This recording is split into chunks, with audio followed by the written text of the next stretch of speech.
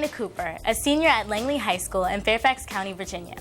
I'll be your host for ADHD Teens Collaborating for Success. Today we'll be hearing directly from students, teachers, and medical professionals about issues students with ADHD are facing in schools and what strategies work best for them. By the time students with ADHD reach high school, many of the signs of overactivity have disappeared, and they may seem like any average teenager. However, their problems with ADHD often cause them to feel like school is so much of a struggle, they might feel like giving up. Students who are still overactive might show problems with self-control. They might rush through their work, making careless mistakes, or they might enjoy risky activities that involve higher levels of excitement. Let's hear what some students and teachers have to say about ADHD. I don't stop and think, okay, if I do this, this is going to happen, or this might happen. I don't even think about that. It's, okay, that seems like something fun to do. I'll do it.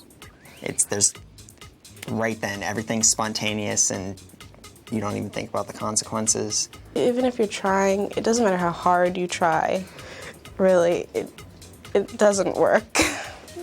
You need some help. Sometimes in the fidgeting and the hyperactivity, you will get some problems in classrooms, especially if you're teaching in high school, the 9th and 10th grade. That's where I seem to have seen it the most. I'd say having ADHD, it's like you're trying to pay attention and you're trying to do good, but you just can't. There's something that you really can't identify it going inside your head that's really keeping you from paying attention or staying on one task. It's surprisingly involuntary. Instead of looking overactive, some teenagers with ADHD have problems that are less evident. They struggle with organizing their thoughts, plans, and the use of their time. Some students may appear lazy and unmotivated, but this may not be how they experience their situation. It's not the fact you're not motivated, it's just you don't want to, it's like you don't want to do it because it's so frustrating, because you have to do it over and over, and sometimes you just don't get a subject and it's just really hard. And so that's usually when you have to go get help from someone else just to show you how to do it. Otherwise you'll just pretty much drown. And that's not the fact they don't want to do it necessarily, it's just that they feel they can't really do it. Educators frequently collaborate with medical professionals to meet the needs of students with ADHD. Dr. Nancy Shashati, developmental pediatrician and clinical associate professor at Georgetown University School of Medicine, has worked for many years with a multidisciplinary team which evaluates and treats children with ADHD. She and other experts in the field describe ADHD as a medical disorder. There is certainly agreement in the scientific community that it's a neurobiological disorder. It's based in the brain. It results in very serious and persisting problems of hyperactivity, of impulsivity, and inattention. It varies in the manifestation of these three core symptoms, and some children, those with just inattentive ADD, really go unnoticed for years and years until it sort of all falls apart in junior high school and high school, because they have to multitask, they have to do multiple subjects. There's just too much for them to do with this problem that they have based in their brain. Other experts in the field, such as Dr. Russell Barkley, have conducted research suggesting that people with attention deficit have problems with executive functions in the brain. Executive functions are the control processes that regulate memory, sense of time, self-directed speech, mood, and problem solving. In the classroom, problems with executive function are often mistaken for bad behavior. We think that about 3 to 10% of the school-age population, if properly diagnosed, would have a diagnosis of attention deficit disorder. So that would be 1 to 3 children in a class of 30. That doesn't seem like many, but any teacher will tell you that that can really disrupt things. It's seen more in boys than in girls, a little closer to the 10% with boys, sort of 3 to 5% for girls, and the girls tend to be more of the inattentive type and less of the acting out type, although it occurs in both. Most of these children have these symptoms well into adolescence, at least 75%. My room is a horrible place for me to do work. Everything's all over the place. My desk is cluttered with stuff that I've worked in. High school students are expected to be fairly independent learners and to be able to keep track of a large number of things. Yale psychologist Dr. Thomas Brown has studied older students, including college students who were diagnosed with an inattentive type of attention deficit. His research also suggests problems with executive functions in individuals with ADHD. We spoke with high school students who have experienced some problems getting started with schoolwork. The worst problem with me is actually sitting down and starting it. Once I start, it's easy, but getting the motivation to actually sit down and do it's a problem.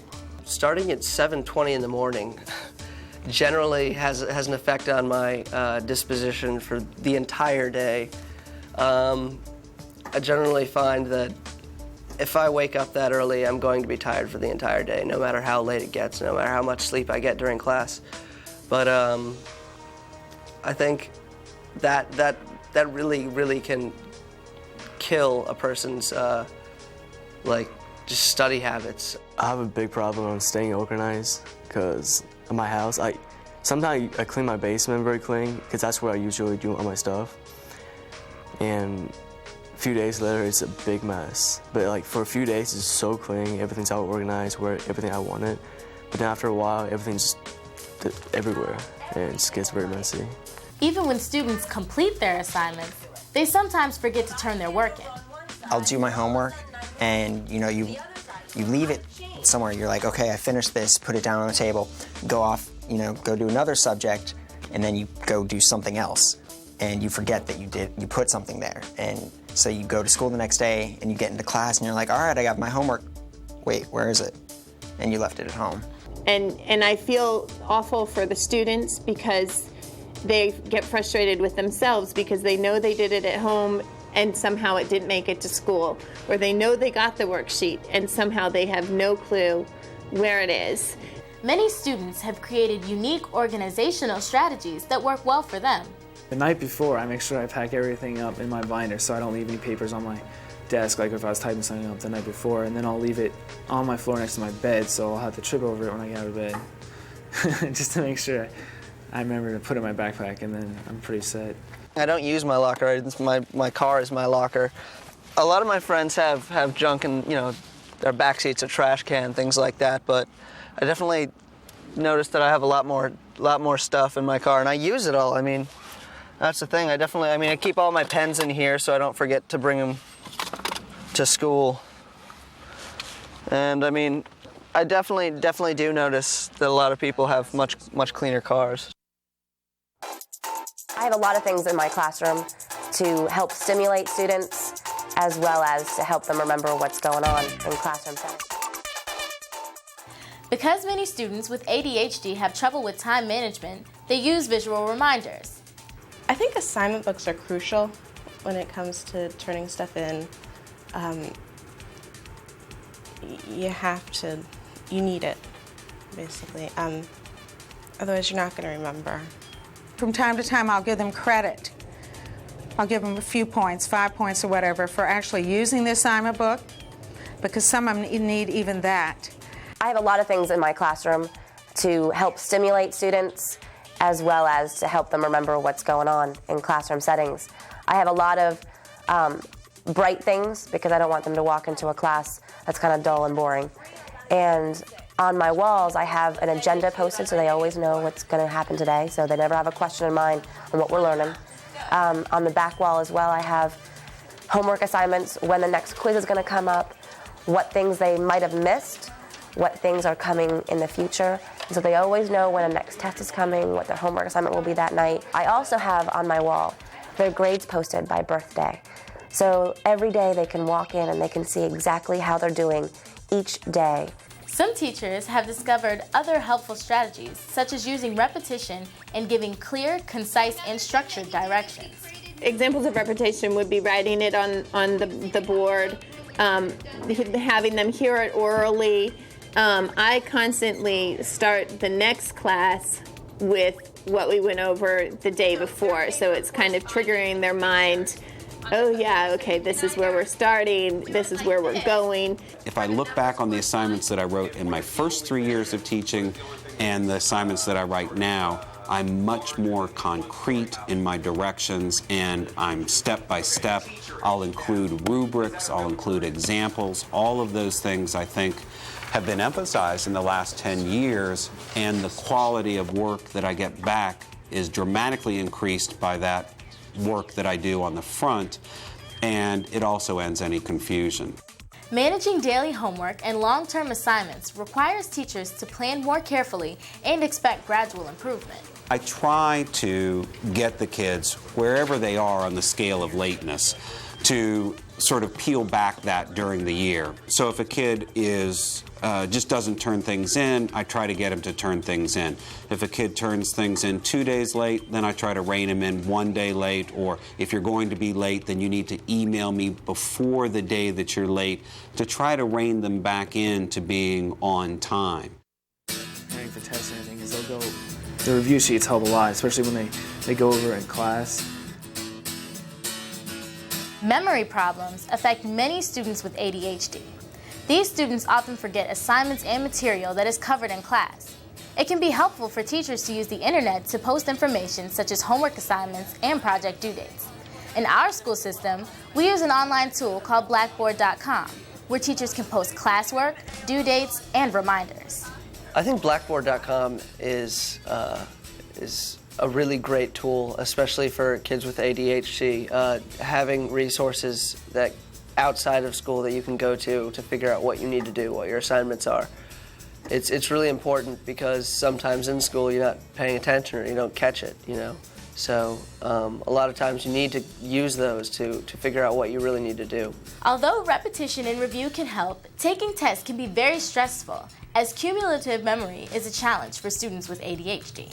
Well, like a lot of my teachers do now, before the test for like 10 minutes or something, we have a review where the whole class pitches in and she asks every single student a question and we answer it, and if you don't understand it or get it, then she explains it to you and the whole class listens to that and we answer a bunch of questions.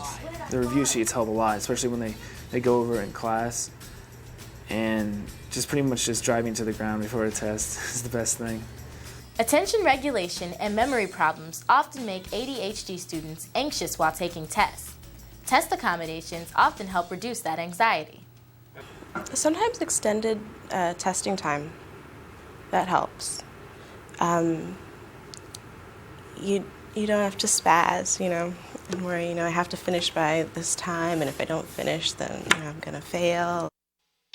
There's some days where I'm just like, okay, everything's done. And then other days I can't even get out of bed. It's like... Students with ADHD may find their energy levels vary. Inconsistency is an issue. Sometimes with kids, it's just a particularly bad time of the day, and I'll have kids switch out of my first period class into my fifth period class, and you'll see a marked difference. They're much more consistent after they've had a full lunch in them or whatever. They've got gym out of the way, and it may be just a rearrangement of schedules has done wonders for their consistency as well. What helps students focus and sustain attention varies from student to student. What a student sees in the classroom often helps. There's a lot of colorful stuff that kind of makes me focus, and like sometimes I learn some stuff from the poster that's on the wall, and if the wall is very boring, just brick and nothing on, no pictures, no nothing, it kind of just makes me want to go to sleep. For other students, the pace of the class and the types of activities affect how well they learn. I like classes where you can like get up and experience the stuff, like hands-on, do it, teacher help, like talking back and forth in discussions. Research has shown that kids only have an attention span of 45 minutes, if that. And with a block schedule being 100 minutes, it's really, really hard to keep them engaged for that long. And normally I'll lecture them no more than about 15 minutes because I can't handle that much. And we'll do a bunch of questions. They'll do it individually. They'll work with partners and groups. We have group quizzes. We have group assignments. They can turn homework in. And so I try to break up the monotony by doing different things at different times throughout the class period. So I'll change different modalities about 4 times. Sometimes teachers notice a student is losing focus and needs help getting back on track. If I see that they're not being focused and they're looking out the window, I'll probably block their vision by standing in the way of the window and them and kind of get their attention, or tap their desk, or ask them a specific question so they have to re-engage with me. And I always try to give them positive encouragement and feedback. So many times they get yelled at or they get put down because they're not being focused or they're disengaged. Instead, I try to give them a question that's going to be easy for them to answer, so they're like, oh, I can answer that question. I can come back. For me, finding the right medication, it took quite a while. Some students have real difficulty maintaining effort and alertness during the school day. Physicians may prescribe medication to help this. Well, when I was on medication, it kind of, I don't know, gave you the drive to want to get it done. So, while I was on it, I got home, I got my homework done during school, I did my work, and it just gets you in the habit of just getting everything done and dealing with it. Because I think one of the harder problems with ADHD is that you get so frustrated because you get distracted so easily, you don't want to do it because it just feels so much harder to do. So one of the things that Tommy did was just to work through it and get it over with. A good workup by a pediatrician and a trial of medication is a very reasonable approach. And I say a trial of medication because there are many meds. There are stimulant meds, there are some antidepressant meds that work, there are other newer meds that are very good for attention and helping children to focus. It isn't clear which one will work with any one child. It's not exactly a shot in the dark. A good medical history will give you the opportunity to make a good guess at which is the one that you will work with. Although medication is helpful for roughly 3 out of every 4 students, it is not effective for everyone. Well, for me, finding the right medication, it took quite a while. It was really, you had to keep trying a lot of stuff, and eventually, finally, just this year, I found something that works and I like it. But since 3rd grade, I've been searching. I think the relationship a student has with the teacher is extremely important because perhaps most important is the relationship that develops between students with ADHD and teachers. I think you have to pick your battles with teaching, and my goal is to build a relationship with my students and to also help them actually learn some math. And if I'm going to waste my time dealing with the little nitpicky, not having a pencil, not having paper, coming to class late, being unfocused for like 5 minutes, I'm never going to get anything accomplished and I'm going to burn out as a teacher. And I love what I do. There's nothing better than working with teenagers and seeing somebody understand something for the first time. And if I can get around all the little nitpicky things like pencils and materials, we can actually get a lot more accomplished. I think the relationship a student has with the teacher is extremely important because if they're on good terms and if the student is actually friends with the teacher, then the student's going to listen to the teacher and follow the teacher's directions and just be much more able to do what the teacher asks because they respect the teacher more and they don't want to let them down, basically. Strong student-teacher relationships help in other ways. Occasionally, students with ADHD misbehave. When this happens, most students appreciate a break from class and the opportunity to talk about it later in private.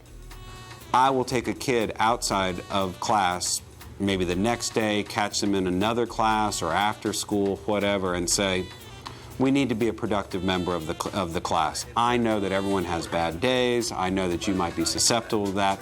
What can I do when you feel that coming on?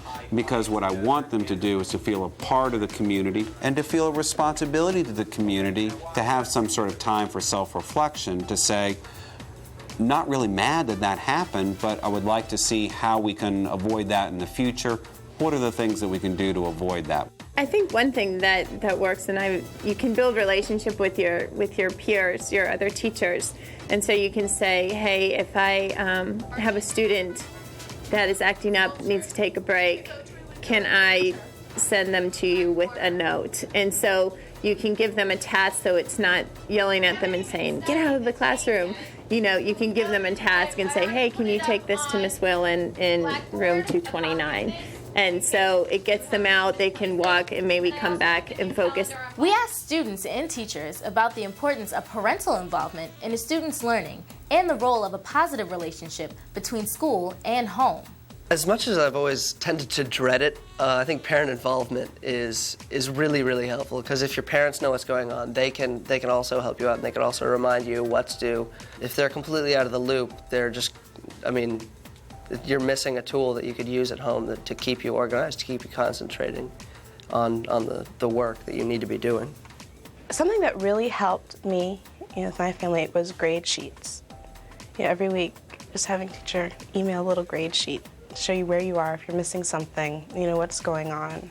And so I feel it's really important that the parent knows how I interact with my students, what we're doing on a daily basis, and how I grade and how things are evaluated. So there's always a constant dialogue between the three of us, because there's no way that a child's going to make it without the support of its parents and teacher. And if there's a bond between all three, you're going to see a lot more success. Just being a slacker, it's not just not paying attention, it's they can't pay attention, Some experts state that the high school years represent a bigger challenge for students with ADHD than college. High school teachers then may need to develop an ability to overlook daily frustrations and focus on the future possibilities. I think some of the greatest satisfactions I have are kids who come back in 5 years or 10 years and were burrs in my saddle the entire year, but have turned out to be perfectly lovely human beings and may have had a bad year with me, but they come back and they say thanks, and sometimes they say sorry, and you've always forgotten most of what they've done, but that's the real satisfaction. In high school, many students with ADHD begin to identify and tap into their strengths and look toward the future. I think it's made me more creative. I can see things many times that other people don't see. Personally, I have a sense of humor that a lot of people appreciate, so I think that having attention deficit disorder might attribute to that, because my mind is always drifting and thinking of other things and thinking of things that relate to what's going on.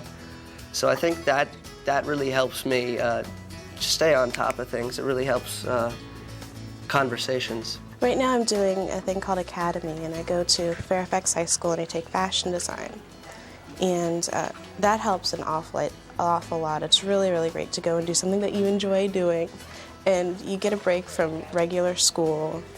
I've got interests in all sorts of things like snowboarding, pyrotechnics, computers, art.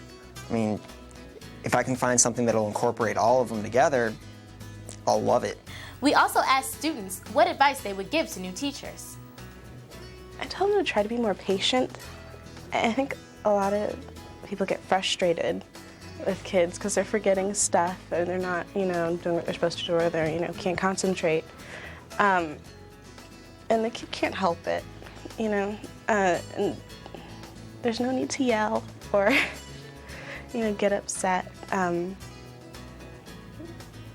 That's just ADD. I tell them definitely get involved with students. Some teachers will stand up at the board and talk or write the whole time. Some other teachers get up close to the desk or talk loud, or just anything to grab attention helps a lot. Being funny doesn't hurt either. As long as you got people's attention, it's nice to have a little laugh here and there and not have all work. They need to, make some initiative, but then again, so does the student, because if the student's having trouble, then it's their job to go get the help. And, teachers got, a couple hundred students that they deal with every day. They can't really be knowing what student is having trouble with what unless they come and tell them. So it's mainly up to the student to let the teachers know. For new teachers, I would say just be aware that there are people in your class that have this problem, and really, it really is a problem. It's not just being a slacker, it's not just not paying attention, it's they can't pay attention. I've tried to pay attention, but I can't. So I think if teachers are aware of that and are willing to work with that and acknowledge the people who have that and help them out, I think it would be very, very helpful. By the time they are in high school, 40 to 60% of students with ADHD have at least one other disorder. Others may have problems with alcohol or drug abuse, tic disorders, or Tourette's. Some of these students may be in need of special education services or accommodations within a regular school program. If you have a student with symptoms of ADHD or somebody who is already diagnosed, share your observations with the parents, the student's teacher, and the school counselor. Each public school has a child study team where general and special education teachers, psychologists, social workers, counselors, and administrators meet with parents to discuss individual students' needs. The school team members can collaborate with each other and with physicians to develop and implement a plan to help these students become more successful. Thanks for watching ADHD Teens Collaborating for Success. If you're interested in further information about attention deficit disorder, visit these websites.